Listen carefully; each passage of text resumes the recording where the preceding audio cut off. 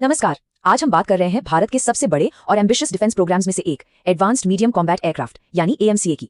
ये भारत का अपना 5th जनरेशन का फाइटर जेट बनने जा रहा है। लेकिन जानते हैं, हाल ही में इस प्रोग्राम से जुड़ा एक ऐसा फैसला आया है जिसने पूरे डिफेंस मैन्युफैक्चरिंग सिस्टम में हलचल मचा दी है। जी हाँ, एक ऐसा फैसला जिसने दशकों से चली आ रही एक परंपरा को आप कह सकते हैं पूरी तरह से बदल कर रख दिया है। और वो फैसला ये है कि हिंदुस्तान एरोनॉटिक्स लिमिटेड यानी HAL, जो इतने सालों से भारत के हर एविएशन प्रोग्राम का चेहरा रही हैं, उसे एएमसीए प्रोग्राम को लीड करने की दौड़ से ही बाहर कर दिया गया है। ये कोई छोटी मोटी बात नहीं है, ये एक बहुत बड़ा चौंकाने वाला स्ट्रेटेजिक शिफ्ट है। तो सवाल ये उठता है कि भाई ये अचानक इतना बड़ा बदलाव क्यों हुआ? जो कंपनी दशकों से देश के लिए फाइटर जेट्स बनाती आ रही है, उसे भारत के सबसे जरूरी प्रोजेक्ट से आखिर क्यों हटाया गया? चलिए जरा इसके पीछे की वजहों को समझते हैं। देखिए, इंडियन एयरफोर्स चीफ का एक बयान इस पूरी सिचुएशन को काफी हद तक साफ कर देता है। ये जो फ्रस्ट्रेशन है, ये असल में तेजस फाइटर प्रोग्राम जैसे पिछले प्रोजेक्ट्स में हुई जबरदस्त देरी की वजह से पैदा हुई है। और अब air force 5th generation fighter jet जैसे क्रिटिकल प्रोजेक्ट पर किसी भी तरह की देरी बर्दाश्त करने के मूड में बिल्कुल नहीं है। लेकिन वजह सिर्फ देरी नहीं है। HAL की प्लेट आप कह सकते हैं पहले से ही पूरी तरह भरी हुई है। तेजस का प्रोडक्शन है, सुखोई जेट्स के अपग्रेड्स हैं और हेलीकॉप्टर्स के भी बड़े बड़े ऑर्डर्स हैं। इन सब कमिटमेंट्स को देखते हुए ये चिंता भी थी कि क्या HAL एक और बड़ा प्रोजेक्ट यानी AMCA समय पर डिलीवर कर भी पाएगा। AMCA प्रोटोटाइप कॉन्ट्रैक्ट की कीमत है करीब 15,000 करोड़ रुपए और इसी बड़े कॉन्ट्रैक्ट के लिए सरकार ने कुछ नए और कह सकते हैं काफी सख्त नियम लागू किए। इनमें से एक रूल ये था कि जिन कंपनीज के पास पहले से बड़े ऑर्डर्स पेंडिंग हैं, वो इसमें हिस्सा नहीं ले सकती। और बस इसी एक नियम ने HAL को इस रेस से बाहर कर दिया। तो समझिए, ये सिर्फ HAL की कैपेसिटी का मामला नहीं है, ये एक बहुत बड़ा स्ट्रेटेजिक शिफ्ट है। सरकार अब पब्लिक सेक्टर की मोनोपोली को तोड़कर डिफेंस मैन्युफैक्चरिंग में प्राइवेट सेक्टर का पैसा, उनकी प्रोजेक्ट मैनेजमेंट स्किल्स और उनकी जवाबदेही लाना चाहती है।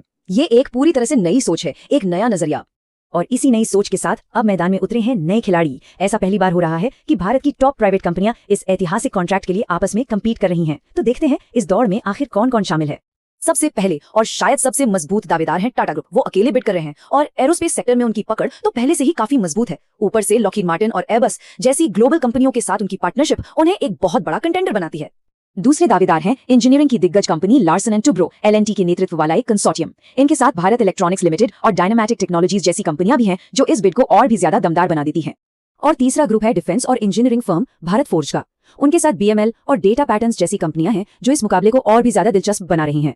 यहाँ एक बहुत जरूरी बात समझनी होगी, ये कंपटीशन डिजाइन की काबिलियत का है ही नहीं। जेट का जो डिजाइन है वो तो एरोनॉटिकल डेवलपमेंट एजेंसी यानी ADA पहले ही तैयार कर चुकी है। असल में ये दौड़ है मैन्युफैक्चरिंग डिसिप्लिन की। मतलब जीतेगा वो जो सबसे कम बोली लगाएगा और ऑन टाइम डिलीवरी की गारंटी देगा। तो चलिए अब जरा उस अल्टीमेट प्राइज की बात करते हैं जिसके लिए ये सारी होड़ मची हुई है, AMCA फाइटर जेट। आखिर ऐसा क्या खास है इस विमान में? तो AMCA यानी एडवांस्ड मीडियम कॉम्बैट एयरक्राफ्ट, ये एक स्टेल्थ फाइटर है। इसे इंडियन एयरफोर्स के पुराने हो रहे जेट्स को रिप्लेस करने और हमारे रीजनल खतरों से निपटने के लिए बनाया जा रहा है। ये सही मायनों में भारत की एयर पावर का भविष्य है। और ये जेट 5th जनरेशन की क्रांतिकारी क्षमताओं से लैस है, जैसे एडवांस्ड स्टेल्थ जो इसे दुश्मन के रेडार से लगभग गायब भी कर देता है, सुपर क्रूज यानी बिना एक्स्ट्रा फ्यूल जलाए आवाज की रफ्तार से तेज उड़ने की काबिलियत, सेंसर फ्यूजन जो प्लेन के सारे सेंसर्स से मिले डेटा को मिलाकर पायलट को लड़ाई की एक सिंगल क्लियर पिक्चर देता है, और तो और AI असिस्टेड पायलटिंग जो पायलट के काम को काफी आसान बना देती है। और हाँ, इसे बनाने का जो टाइमलाइन है ना, वो भी बहुत एम्बिशियस है।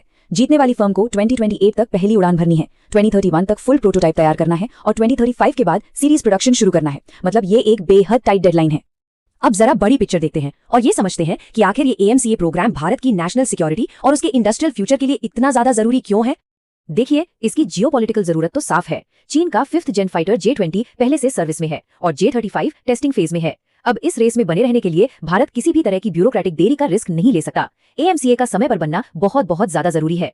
और इस पॉलिसी शिफ्ट के जो लॉन्ग टर्म फायदे हैं वो जबरदस्त हो सकते हैं। सोचिए, ये देश में एक पैरेलल प्राइवेट एरोस्पेस इकोसिस्टम बनाएगा। सिर्फ एक वेंडर पर निर्भर रहने का रिस्क खत्म होगा। एयरफोर्स का मॉडर्नाइजेशन तेजी से होगा और सबसे बड़ी बात, विदेशों से इंपोर्ट पर हमारी निर्भरता काफी कम हो जाएगी। लेकिन एक सवाल फिर भी मन में आता है, उस कंपनी का क्या होगा जो कभी ऐसे प्रोजेक्ट्स के लिए इकलौता ऑप्शन हुआ करती थी? मतलब HAL का भविष्य क्या है? तो देखिए, HAL पूरी तरह से सीन से बाहर नहीं हुई है। भले ही वो प्रोजेक्ट को लीड नहीं कर रही, पर वो एक बहुत इंपॉर्टेंट सपोर्टिंग रोल निभाएगी। वो Tier 1 या Tier 2 सप्लायर हो सकती है, इंजन असेंबली और मेंटेनेंस का काम देख सकती है और हो सकता है भविष्य में सीरीज प्रोडक्शन में पार्टनर भी बन जाए। बस अब वो इकलौता ऑप्शन नहीं रही।